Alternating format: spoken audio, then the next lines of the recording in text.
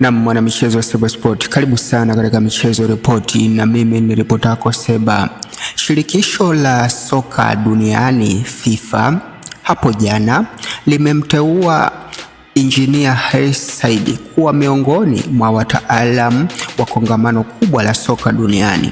Shirikisho la mpira wa miguu duniani FIFA limemchagua rais wa klabu ya Young Africans na mwenyekiti wa umoja wa vilabu Afrika ACA Engineer Hersi Said kuwa miongoni mwa wataalamu watakaotoa mada katika kongamano kubwa la kimataifa la mpira wa miguu litakalofanyika jijini Doha, Qatar siku ya leo Disemba 14, 2025.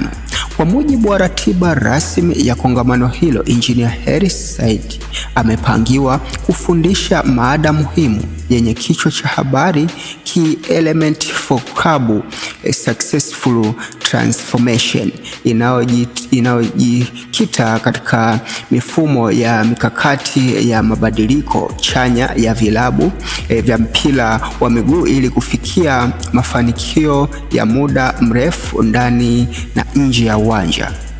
Kongamano hilo linatarajiwa kuwakutanisha viongozi, wataalamu na wadau wakubwa wa soka kutoka pande mbalimbali za dunia. Miongoni mwa majina makubwa yaliyothibitishwa kushiriki katika wazungumzaji ni pamoja na kocha wa zamani wa Arsenal Arsene Wenger, Robert Di Matteo, Dennis Wise, Alexander Pato, Eric Abidal pamoja na wataalamu wengine wengi wa soka la kimataifa.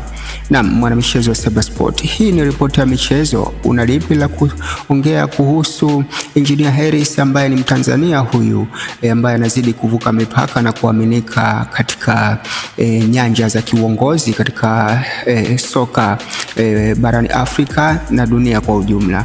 Asante, uwe na wakati mwema.